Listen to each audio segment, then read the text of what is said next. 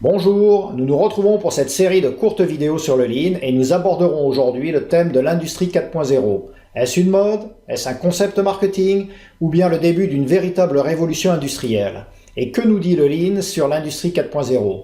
Cette vidéo vous apportera des éléments de réponse pour vous forger une opinion. C'est parti, moteur! Dans cette vidéo, nous allons aborder tout d'abord les origines de l'industrie 4.0, l'usine intelligente 4.0, l'industrie 4.0 et le Lean, ce qu'il faut retenir de la présentation, les ressources utilisées pour cette présentation, et enfin nos prochaines vidéos. Alors tout d'abord, les origines de l'industrie 4.0. En 2011, le concept Industrie 4.0 a été présenté à la foire de Hanovre. Ensuite, ce projet est devenu un projet stratégique pour le gouvernement allemand pour soutenir la révolution numérique de son industrie. Enfin, le concept a été repris par de grands groupes français, Airbus, Dassault Systèmes, Fives, Schneider Electric, SNCF, etc. Alors nous allons parler maintenant des révolutions industrielles, de la révolution Internet et du numérique, de l'industrie 4.0 et de ses applications, de la numérisation du cycle de vie produit, et enfin des acteurs de l'industrie 4.0. Les révolutions industrielles viennent tout d'abord de découvertes et inventions qui génèrent des révolutions technologiques, qui génèrent à leur tour des révolutions industrielles, et c'est ainsi que la roue tourne. La première révolution industrielle vient de l'invention du piston à vapeur en 1690. Suivi en 1780, c'est-à-dire pratiquement un siècle plus tard, de l'invention de la machine à vapeur. Et cette machine à vapeur va créer, dès 1780, la mécanisation de l'industrie. La deuxième révolution industrielle vient des travaux sur l'électricité qui datent, eux, de 1800. Il faudra attendre encore pratiquement un siècle pour inventer la lampe et le moteur électrique. Et cela va se répercuter sur l'industrie, et en particulier en 1910, nous verrons la naissance du taylorisme. La troisième révolution industrielle vient de l'invention de l'ordinateur en 1940, qui va donner en 1960, c'est-à-dire là cette fois-ci uniquement 20 ans plus tard, le développement de l'informatique, et une dizaine d'années plus tard, en 1970, le développement de l'automatisation pour l'industrie. La quatrième révolution industrielle, dont nous parlons maintenant, date de l'invention en 1960 des premiers réseaux informatiques, suivi en 1990 du développement d'Internet et du numérique. Et depuis 2010, ou plutôt 2011, nous parlons d'industrie 4.0. Alors si l'origine de l'industrie 4.0 est la révolution Internet et le numérique, de quoi parlons-nous? En particulier du cloud computing, de l'Internet des objets, du big data, de la réalité augmentée, de la voiture autonome et de l'intelligence artificielle. Maintenant, abordons l'industrie 4.0 et ses applications. Tout d'abord, les réseaux intelligents, donc en particulier les réseaux électriques, les transports intelligents, toute la logistique, les bâtiments intelligents, et enfin les usines intelligentes. Mais si on parle de l'usine intelligente, il faut élargir le concept et parler de la numérisation du cycle de vie produit. Alors tout d'abord la R&D avec le CAD, Computer Aided Design, et le CAQ, Computer Aided Quality. La vente avec le développement des CRM, la customisation des produits avec les outils CAD et aussi des configurateurs produits. Ensuite, la production avec les ERP, Enterprise Resource System, pour la planification de la production, MES, Manufacturing Execution System, pour la production elle-même, SCADA, Supervisory Control and Data Acquisition, pour le contrôle des processus, PLC, Programmable Logic Controller, et HMI, Human Machine Interface, au niveau des interfaces machines. Ensuite, le SAV avec l'utilisation de la BPM, par exemple, Business Process Management. Et enfin, le recyclage des produits. Alors maintenant, abordons les acteurs de l'industrie 4.0. Nous retrouvons les clients de l'industrie avec en pointe le secteur de l'automobile et de l'aéronautique, entre autres. Et bien entendu, les prestataires tels que les cabinets de conseil, les éditeurs de software, ERP, MES, SCADA, les acteurs du secteur de l'automatisation, et enfin les acteurs du secteur des équipements industriels et des machines. Et nous assistons à l'affrontement classique du software contre le hardware, avec très probablement une victoire du software au final. Parlons à présent de l'usine intelligente, avec en particulier les simulations, les robots collaboratifs, l'impression 3D, les transports automatisés, la RFID, etc. Alors nous allons rentrer dans le détail de ce que peuvent offrir les simulations aujourd'hui. Nous parlerons ensuite des robots collaboratifs, de l'impression 3D, de l'organisation en réseau. Enfin, nous ferons une rapide prospective en nous projetant dans l'industrie 4.1. Les simulations, nous les retrouvons pour la construction des pièces et de leurs interfaces. Nous les retrouvons pour les validations, thermiques, résistance, etc., qui permettent de se passer du prototypage. Ensuite, il est possible de simuler l'assemblage des produits. Et enfin, la simulation est aussi utilisée pour le développement des postes de travail. Les robots collaboratifs. Les robots des années 2000 étaient volumineux, isolés dans des cages car dangereux, longs à programmer, assez coûteux, avec un payback long de plusieurs années. Une petite vidéo pour illustrer.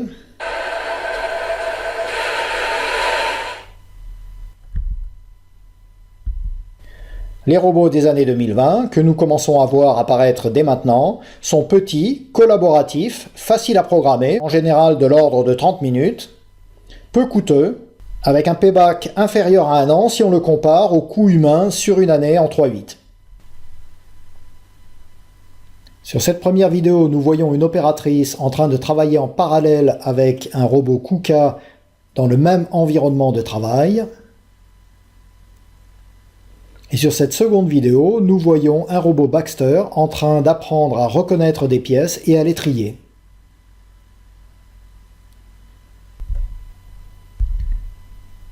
Alors parlons de l'impression 3D, aussi appelée Additive Manufacturing. Plusieurs technologies sont disponibles, Fused Deposition Modeling, FDM, Selective Laser Sintering, SLS, Stéréolithographie, SLA, mais toutes permettent de faire des pièces complexes à l'unité à des coûts réduits. Aujourd'hui, l'impression 3D est utilisée pour le prototypage, pour certaines pièces à forte complexité, et peut être aussi utilisée pour les pièces de rechange. L'organisation en réseau, autonomie, modularisation et fonctionnement en réseau.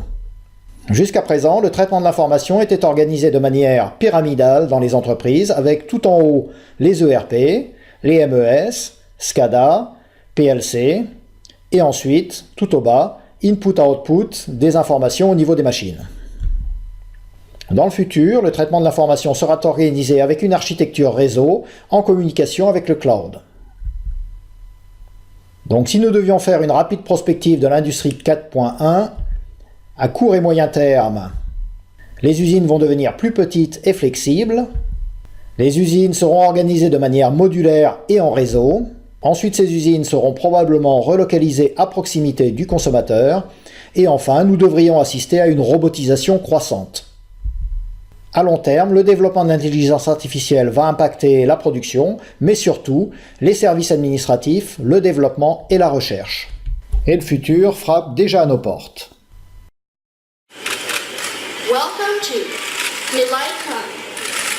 Mr. President, I'm Arsenal, a humanoid robot.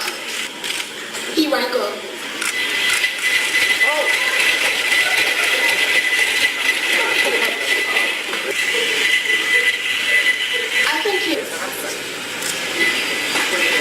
It's going to be pretty hard, huh?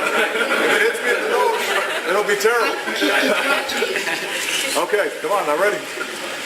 Right here? Here I go. Hey, good job. Excellent.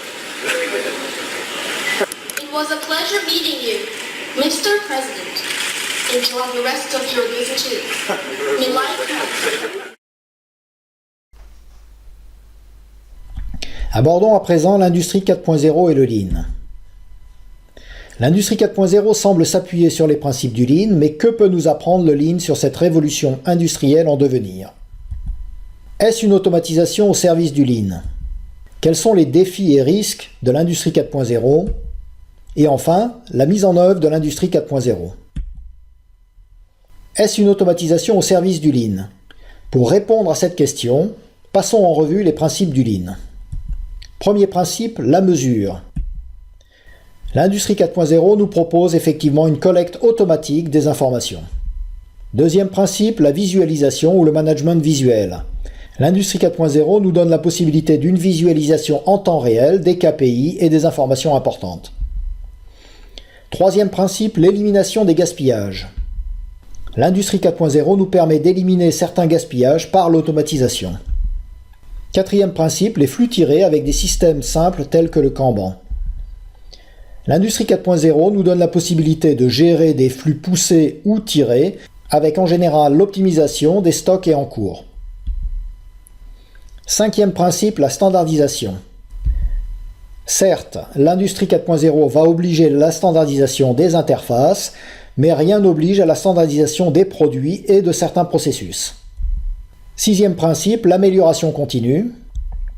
Ici aussi, l'industrie 4.0 nous permet une analyse automatisée, mais la gestion de l'amélioration continue et l'apport des solutions restent du domaine des hommes.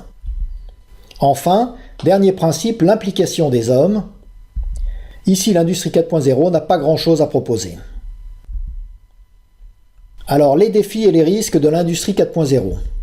Tout d'abord, la nécessité de développer des standards de communication ouverts et interopérables, machine to machine, tels que OPC-UA, Open Platform Communication Unified Architecture, machine to cloud, tels que DeviceNet, Ethernet IP et CIP, Common Industrial Protocol.